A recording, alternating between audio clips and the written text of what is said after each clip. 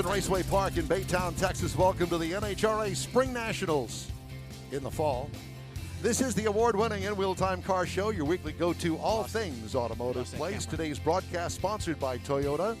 Let's go places. We're out here at Houston Raceway Park and the Spring Nationals. We thank you for joining us. Along with Mike Out of This World Mars, King Conrad DeLong, Jeff Zeke, and engineer David Ainsley, I'm Don Armstrong. So glad that you could join us, and I'm also very proud to tell you that joining us right now in our remote studio is Mr. Tony Schumacher.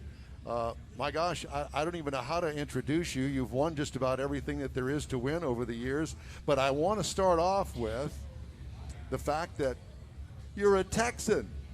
Oh, and I'm loving it, man. When did this happen? I moved here 6 years ago. Did you really? Why am I just now finding out about it? I'm living under a rock. Yeah, well, you know. You're up in the Austin area? Yep. In Austin itself, or one of the Actually, in a town called Lakeway. Okay. Lakeway, yeah. Out on the lake. Yeah, it's beautiful, man. Just, it's funny. I lived in Illinois my whole life. Our battery charger company, Schumacher Electric, was there our whole life. And, you know, one day I went to Dominican Republic for Christmas for my birthday, and I said, you know, I don't want to go home. And I realized I just never want to go home. And maybe it's my home, you know. So I started looking around, and some of my friends had moved out to Austin. So I went out there and looked, and I said, man, I ain't going back there. Put my house up for sale, sold it, and moved. You know, That's awesome. I watched an older man walk across the street in a snowstorm after I had come back from Dominican Republic, and he didn't look left and he didn't look right. He had a cane, and I thought, you know what? He wants to get run over. Like, he didn't look, and I don't want to be that guy. You know, Texas is crazy, man. Everyone's chipper and, you know, tip of the hat. It's just Southern hospitality is a real thing, and I'm loving it. And Hill Country's a beautiful place to live as well. It's insanely gorgeous.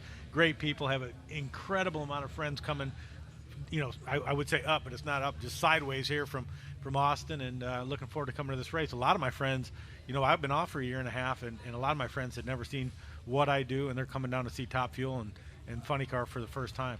So let's talk about that pause. We missed you. What happened? What's going on? Well, I miss being out here a ton, but the Army, after 19 years, we had a new Secretary of the Army, and he said, I'm going to cancel every plan. I think I can recruit off the internet, and that was his right to do that. And, you know, we appreciated the 19 years in every way, shape, or form. So we went out and started looking for someone, and what I think it was a series of just miscalculations. We had someone, we thought it was signed 5 years, and they just disappeared. I don't know what happened. You know, I was told it was all good to go, and at that point we had dropped the ball on a few things. It was late in the season.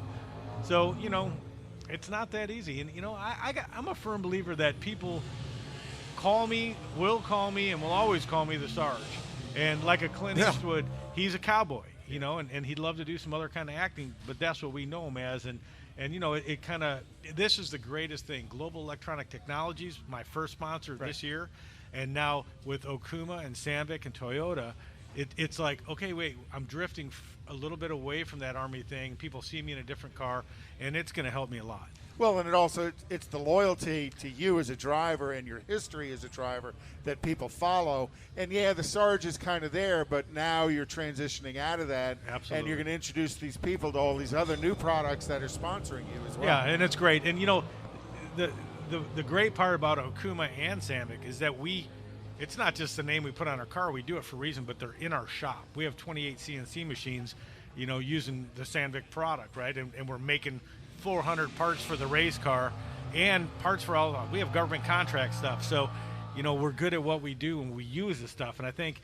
one thing that made the Army so successful is it was honest. You know, I believed in what they did. We all do, you know, and being that we're not just out sticking names on our car, we use that product to build the cars we drive, to use the stuff that what we make, what we believe in. And I think that's great. We're currently working on all kinds of deals. I have some deals that are so fun for next year, and I'm hoping they go through. You know, just the one, you know, Army was incredible, but man, I worked every single day jumping out of airplanes, getting pushed out of airplanes, driving tanks. I did a lot of things. Cool. And then I'd get to the racetrack Friday morning, and I had to do speeches while all the other drivers slept. It was incredible recruiting tool. A lot of work, but it was a lot of work, you know, and I got some deals now where I'm looking at that are just pretty awesome, and they'll be so much fun, and that's what we need to bring back. You know, we're losing some of the fun out here. It's not a question. Fans say it. They go, We need the names. We need the fun back. You know, it's so corporate. We need some goofballs coming out here. We need to make here we it. are. Yeah. Me too. I'm with you.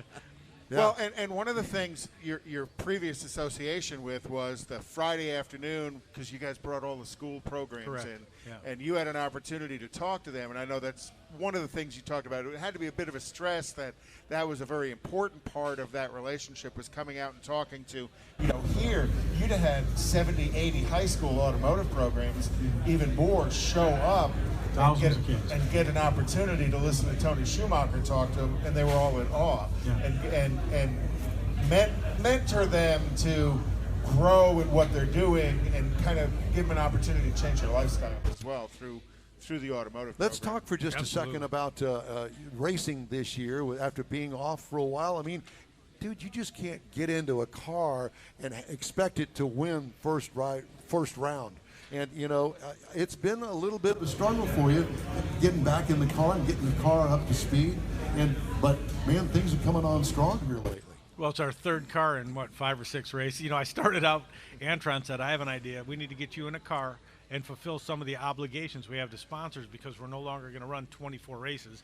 And that's where it started. My dad said, man, we got to get you in it. So I got in a car. It was Antron's backup car. We had some guys helping out with some used parts and pieces, and that's what I got. And we ran pretty good. We qualified better than most of the cars on our team, Right. And unfortunately, come race day, they're focused on Antron's car. That's okay. It's understandable. I'm just helping out and trying to help with them figure out what their situation is. So then we moved on, and we switched to a Leah car. Qualified number 1. She crashed. Had to take my car, which was the backup car, back. So then last week we were using car number 3, which was another Antron car. Had never really gone down a racetrack. And we qualified extremely well and ran good. We just, it's nice to have Mike Green back and my guys that, some of the guys I've worked with, some of the guys I didn't. But me and Mike Green have won this race. We've won championships. We're really good at working together. I don't have to walk in there and go, Mike, how was my drive? What do you think? He knows what I think. I know what he thinks. You guys have it.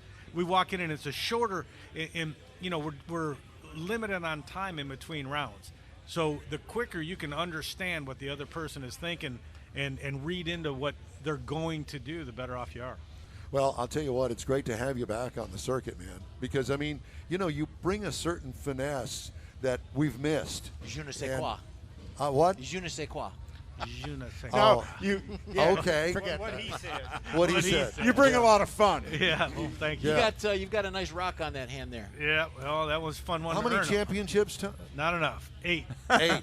But I've lost some, and I tell all the kids out there, remember, there's 15 people going to lose this race. So when your teacher tells you, participation trophy is the way to go, tell them they're wrong, because I will guarantee you, I would appreciate 300 or 400 trophies on my shelf, but the ones I have, the 84, well, they simply mean more because we actually won them, and that's the key. We spent a lot of time with those soldiers talking about getting A pluses and showing up for the game. And I think and playing with everything you got, sometimes leaving nothing you on win. the table. Right, sometimes you don't. And enjoying the moment. I was over with some super comp friends, super street, super stock. And last night we were actually with Lupe Tortilla. I don't know if you know Stan Yeah, Holt. Stan. Great Very man. well, yeah. Very well. Yeah, and we're hanging out, and all these people, we're coming up going, what's it like? I drive this, and I'm working on this, and I'm working my way up. And I said, well, have you won anything? Yeah. I go, well, it's just the same as fun. If my win light comes on or your win light in Super Comp, it's exactly the same fun. Like I don't get out and I'm like, more fun, because it's just you appreciate what you got, work with what you have, and don't always look for the next level, because once you get in a top fuel, there's no more levels. Learn to enjoy the situation you're dealt.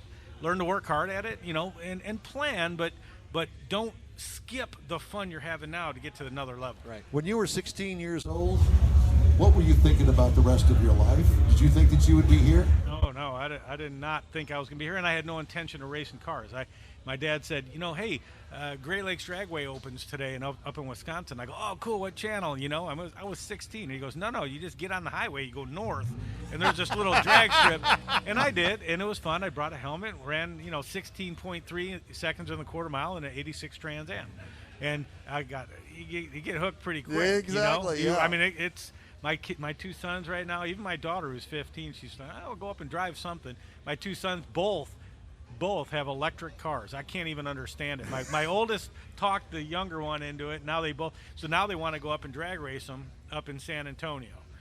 So I got Paul, the owner of San Antonio, Elmo Speedway. He's going to let them go up and have a, that's what I need. My 2 kids stage. But if they're going to do it for the first time, get it off the street, get it on the track, that's where you and want learn what Dad has done for a reason all this time. Electric, no prep, right? Oh, my God. I'm thinking of greasing the track, man. Let's make it fun. Learn to drive. Tony, Drifting, man. Drifting. yeah, that's it. You're a great interview. We really appreciate you stopping by. Good luck this weekend. Thank you. And good luck in qualifications today. So, weather, what do you think? Outstanding. You think? Yeah, I'm going to buckle up. I'm going to wear 2 mouth guards because if you don't make it, it's not because you're going to smoke the tires. You're going to shake and it's going to be violent. So yeah. The fans, you're going to win. Come out, spend the money. This is a great, great place. Great racetrack. I went up and sat in the stands last night. It was beautiful. Great view, great everything about it was awesome, and cars ran fast, man. It's so nice. You're gonna have a great day. I mean, we got a lot of good cars. Will Record records time. be sent today? I tomorrow? have a good chance.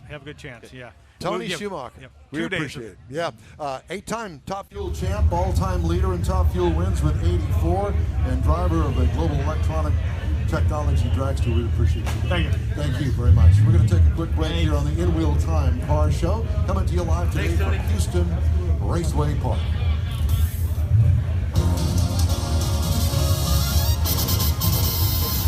From Hollywood. Hollywood Squares with Paul Lynn in the center square. That does sound like game show music, doesn't it? Yeah, yes it does. I kind of like it. Tell him what he's won. Tell him what he's won. Tell him what he's won. Right. Don Pardo. No, or Johnny Olson. This is Johnny Olson speaking. Yeah, so You have won a trip to the NHRA event in Baytown, Texas. Anybody would love that. Well, And an just opportunity. in time and on cue, ladies and gentlemen, here he is, Mr. Antron Brown. Brother, it is good to see you. It's great to be back. How have you been? I've been great. Been great. I don't know as if you know this, but the interview that we did with you last year at this race won an award. What? Yeah. Didn't you get the trophy? I sent it. Hey, what award did it win? The longest winded interview? No, it wasn't quite that. It was Best in craft for For the radio Texas show. Auto Writers Association, all the journalists. Yeah. Oh, Yeah. really? That's Yeah. awesome. So thank you. That's awesome. Well, it's you guys doing the show. I just was on at the right time. Yeah, that's exactly what it Right. was. Right. And back then, my hair was dark brown, and Oh, look what's gosh. happened since then. I know. You talking about you. Your hair was dark brown. Look at mine. Mine just What happened to your hair? He goes too fast. Just cut off. It That goes makes too you more fast. aerodynamic. You still got some. Grass doesn't grow on busy streets. No, it doesn't. Actually, I just keep the streets trimmed down. I got a very flourished highway, I'll call it. So Antron is driver of the Matco Tools Global Electronic Technology Top Fuel Dragster. He's 3-time Top Fuel champion. First ever Top Fuel win actually came from here back in 2008. Yes. I remember like yesterday we were here, and that's when I was racing for David Powers, who's a hometown boy with David Powers Homes, and that was our 4th race into the season that year. And we were Was that coming in. that wasn't the year that you came from Pro Stock Bikes? Yes, that's my rookie That was year. that was That's it. my rookie year. Good memory. And I remember because we had a lot of people even give it, and Dave went through a lot of ridicule, and Lee Beard was the crew chief at the time. And they're going through a lot because people are going, you took this kid from racing pro stock bikes, and you expect to win with him in a top fuel car? Yes. And that's what they were going. And they had to defend themselves, and all they knew was my work ethic. And Lee knew what I put in at the race shop and how much I loved this sport. And I was very mechanically inclined, and I knew all about the race cars. And we went testing. I literally only had 16 laps down the racetrack before we raced our first race in Pomona, California, because Oh my gosh! we had 16 bad weather in Florida, so we couldn't get all the testing in. So we Oh, came yeah, to yeah, Phoenix, yeah. and that's when we got all of our laps in. And we came out our first race, and we qualified number 1. And in our 4th race in, we won. Then everybody was looking at this team, and How they cheated to get this rookie all the way That's to the it. top. How about that kid from bikes in the funny car? that's it. And then everybody else was like, is this kid the real deal? And Lee Beard goes, this kid's the real deal, Holyfield. I remember him saying that, and that was a lot of credit, but the real credit was that we just had a phenomenal team. We had Lee Beard, we had Mike Dumagala, Rip Reynolds, Brad Mason, Red Wayne. I mean, we had all these guys that came together that were just, we all clicked together. It was a new team, but like everybody was like the best in their field. And the only thing, the weakest link was me. I was a rookie. But I didn't have to learn how to race again. I just needed to learn how to drive the car. All those years racing pro-style bikes, I know the tree game. I know the staging game. I know what's going to come at me. And I just had that poise where I didn't let nothing get to me. I got into my zone, and I just did everything that I could do good. I just try to do as good as I can to get the race win. So what have you been doing with all this time off and this crazy schedule and no racing? And what have you been doing? You know, I just took advantage of our time off. And the way I took advantage of it is, for one, my wife was sick of me. She's ready to kick me out. Well, you're not by yourself. You know what I mean? Yeah, not the only one. Number two, I really took up all the time and enjoyed the time with my kids. Awesome. My kids. How old are your kids? My son Anson's 16, and our youngest boy Adler, he's 12, and my daughter, she went away to dance school, so she's 19. Well, she's about to be 19. She's 18. And what we've done is that when the tracks opened up, the local tracks, I started doing a lot of racing with them in their junior dragster cars. So they've been racing junior dragster since they were like 6 and 7, 8 years old. So I just took full advantage of it, where I was at every racetrack when we weren't racing with them. And they're worn out on drag racing right now, because I said, my dad goes, we're racing again. It became like a job for them. I said, welcome to my world, kids. Well, I told him, I said, you can't hit the rewind button. Only thing you could do is go forward. So I said, we're doing everything that we can, because when you guys get old and age out, we can't hit rewind. I said, let's go back and do this. So we're doing everything that we can. So I took full advantage of our time out. Awesome, yeah. And spent a lot of time with the family. Because and also, you'll never get that back. You won't. And what a great opportunity to teach your kids what you do as well, and bond over racing. Oh, for sure. And you learn a lot from them. But the craziest part, what this racing does for these kids at young ages, I'm looking at them, and they're learning all the stuff that I learned when I was like 20, 21, 22. They're learning it at like 10, 11, 12 years old. And my kids are looking at me and goes, Dad, why are you laughing at me? I said, because you're learning the craft that I did when I was in my 20s as a teenager. Do you know how dangerous that's going to make you when you get to be 20? You know what I mean? It's going to be. It's not even going to be fair. What is this I hear about transitioning to own your own team under the DSR banner? What is that? Well, I've been working on that. This has just been starting. This is the first year. This last year it just started. Great year to choose, huh? And yeah, tell me about it. And but like Don Schumacher still owns the team and everything else right now. And what we're doing is, as I like drive and get my own partners aboard, and I'm growing my own partners where I can actually take it over and actually run my own race team. So, you know, with all the COVID stuff, it put a little setback to it. So we probably got one more year of going through it, but I'm growing, and I'm really pushing hard my personal self just in the next year to own my own race team. And what a cool partnership Don Schumacher's been to help you along doing that, as opposed to creating a point of separation because of that. Well, Don, at the end of the day, he has done so much for this sport. From when you're looking at starting out with his own son Tony to a one-car team, to being a multi-tier car owner, from like 3 dragsters to 4 funny cars to having 4 dragsters and 4 funny cars when this whole deal happened. I mean, he's definitely pushing away. But the thing about it is, he's always pushed people to say, if you want to do something, go do it. You know what I mean? But he's not going to sugarcoat you for you. He ain't going. He doesn't sugarcoat anything. He ain't going to give you nothing. Right.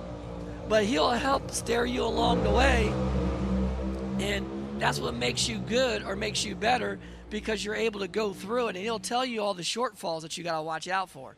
Antron, you got this, you got payroll, you got insurance, you got all this other things that you cannot change, the light bill, the truck bill. All the business things that you don't think stuff about, yeah. That a lot of people never think about. And learn from his experiences. Oh, absolutely. Well, he's a successful businessman. Schumacher Electric, to all these race teams and everything else. I mean, but the man, he'll tell you first class, goes, Antron, I always wasn't the smartest, but he goes, I always outworked him. Yep. And that's the key. You got to put the work in. And I've been putting the work in for years, and now it's time for me to try to get that next – that's my next step of my career to go that route. Because at the end of the day, the Don Schumachers and the Connie Colettas, they're not going to be here forever. You know what I mean? Just like the Perdomes and the Bernsteins weren't here forever. Right. You follow what I mean? So who's next? Antron Brown. Antron Brown. That's the game plan, and you've got to – With the award-winning interviews. Hey, I love it. You got to inspire people, right? I want to talk to you real quick about new crew chief. Brian Karate's come over. Yes, absolutely. I got Brian Karate came back. He was my crew chief that we won all the championships alongside with Mark Oswald. And a lot of people are making fun of it and everything else because we struggle just to get our stuff back to where it needs to be, right? Yeah. So we're getting there. And everybody's going, when's the dream team going to turn it on? Because they call our team the dream team for all the races that we won together. Sure. And it's coming. It's coming. And I'm looking very forward to it, getting back out there to do what we do. And that's going out there and take round wins and then getting race wins. And everything else takes care of itself. But right now, Steve Torrance and those Capco boys are the cream of the crop. And they got our share of what we used to do out there. And you want it back. And trust me, they know it's coming. And we're coming. We're coming full bore. Well, but you've got a great relationship with Steve as well. Absolutely. Well, that's my brother. I mean, it's my brother in Christ and my brother from another mother. We always tell each other, and we push each other. Like, I mean, I'll do anything for that man off the racetrack, and he knows it, and I know he'll do the same for me. And when we race, we bring out the best in each other. We're each other's truest competitor. I always tease him. I said, he's Rocky, and I'm Apollo. Well, Apollo still got some fighting left in me. I ain't ready to give it up yet. Antron, it's great to see you, man. Always. Best of always. luck this weekend. You think this weather's going to, and the sea level, and all it's going to be fast. It's all going to come together. No crashes, no burn downs, none of that stuff this week. Consensus is records? Oh, absolutely. This is the type of weather where we could set definitely a track record for here.